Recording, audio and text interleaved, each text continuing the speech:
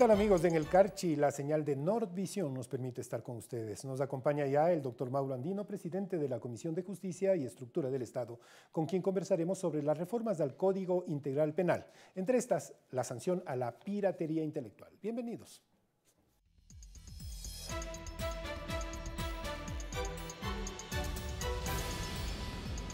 Asambleísta, muchísimas gracias por haber aceptado esta invitación. Casi exactamente al año de haberse aprobado el Código Integral Penal se producen enmiendas, se producen reformas positivas, algunas que aparentemente vendrían también por presión internacional en el tema concreto de la propiedad intelectual. ¿Fue esto lo que motivó la reforma? Bienvenido, asambleísta. Gracias. Bueno, efectivamente estamos cumpliendo un año desde que se expidiera el Código Orgánico Integral Penal. Consideramos que fue un trabajo sumamente positivo porque allí participaron varios actores, académicos, abogados, jueces, el sector justicia y tenemos ya información sobre la ejecución de ese código durante todo este año y vemos que ¿Cuál es el balance? ¿Positivo?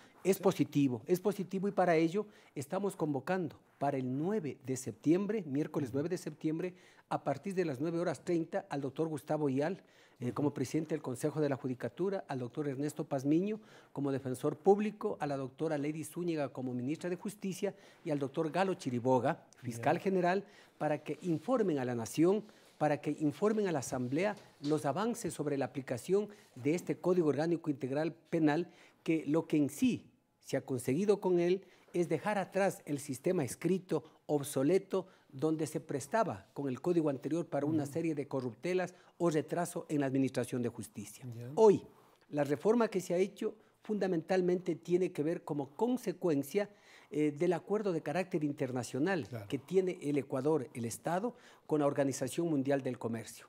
En base a mandatorio. Ello, obligatorio, mandatorio, y en base a ello, el presidente de la República presentó un proyecto para que se incluya un artículo sobre falsificación de marcas y piratería lesiva a los derechos de autor.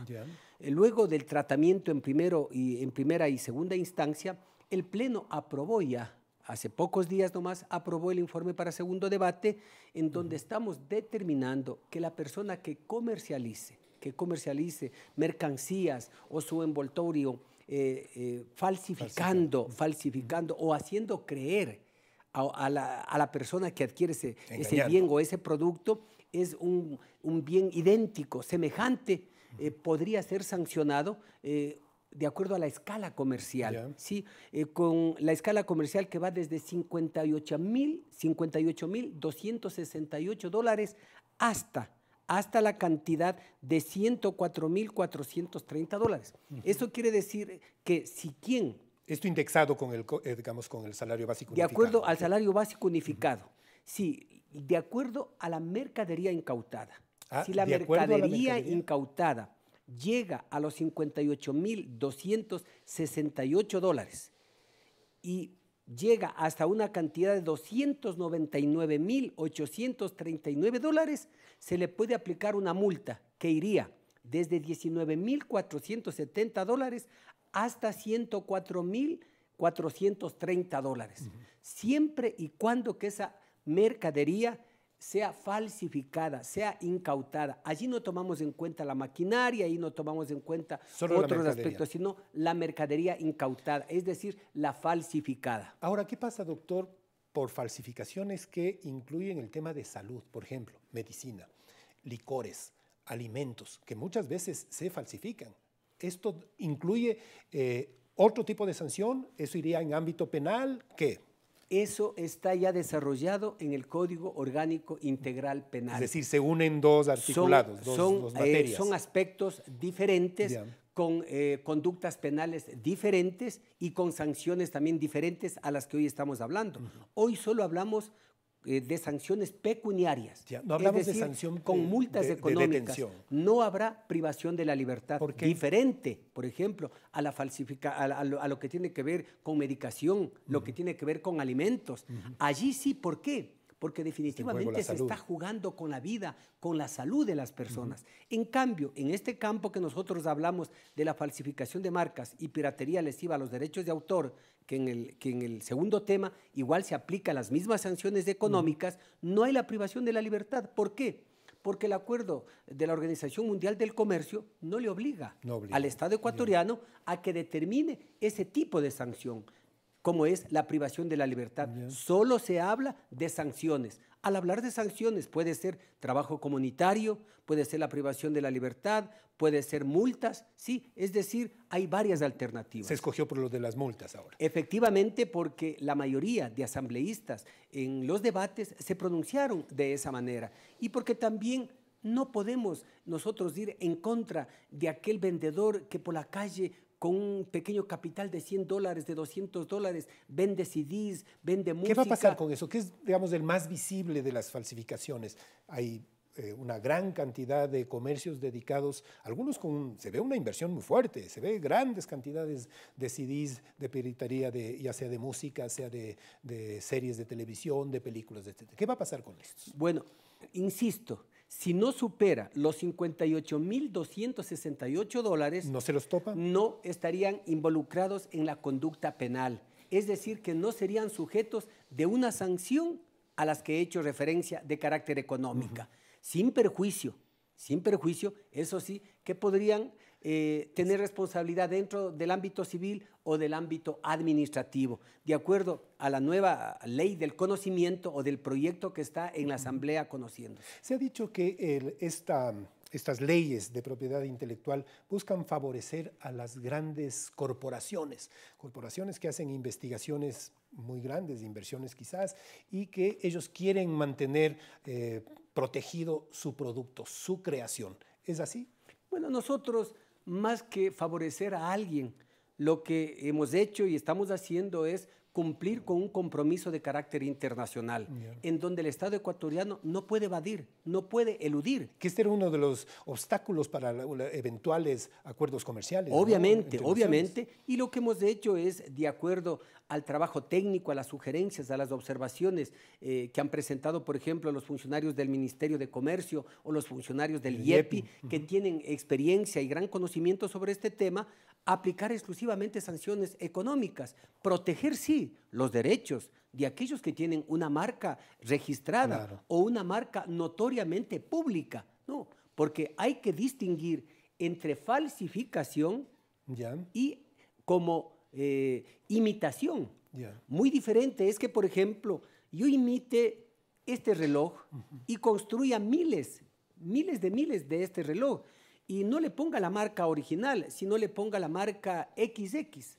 Allí no estaría yo cometiendo ningún tipo de delito. ¿No se busca engaño? No, pero si es que el mismo reloj yo lo falsifico y le pongo la misma marca, obviamente que allí sí estaría yo cometiendo el delito de falsificación de marca y estaría dentro de la conducta penal que la Asamblea ha aprobado. Ejemplo.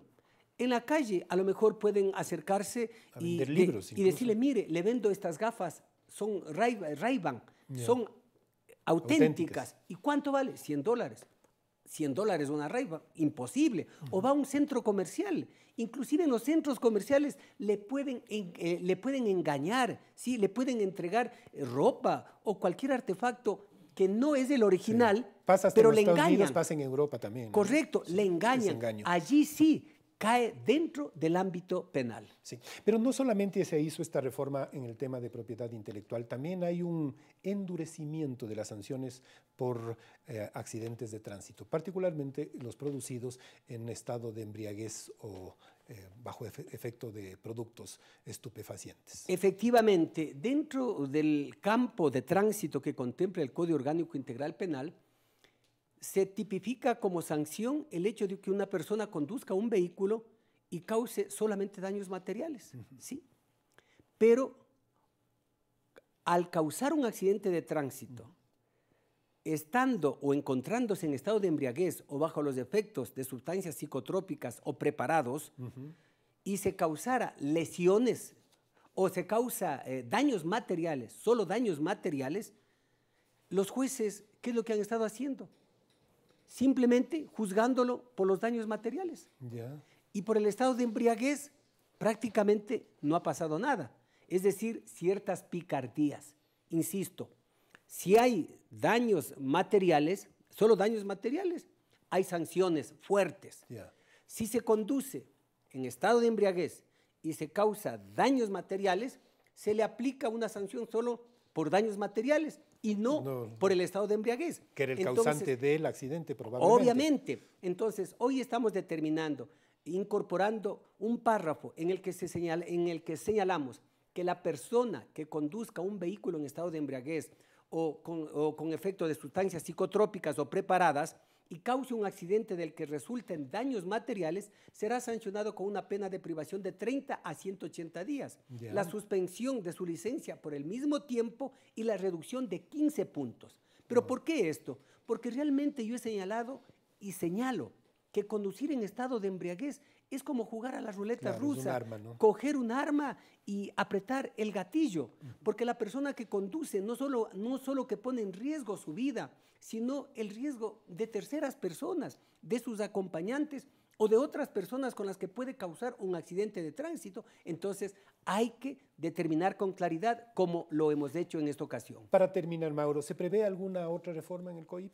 Bueno, yo aspiro que por el momento no. Todo es perfectible. A lo mejor con el tiempo, porque todo es perfectible, un reglamento, una ordenanza, una resolución, una constitución, en cualquier país del mundo merecen, de acuerdo a las necesidades, sí, de acuerdo a las circunstancias que va viviendo un pueblo, una nación, un estado, va cambiando y por lo tanto habrá que irlo adecuando. Muchísimas gracias, asambleísta, por haber estado con nosotros. Ha sido el asambleísta Mauro Andino, presidente de la Comisión de Justicia y Estructura del Estado. Muchísimas gracias.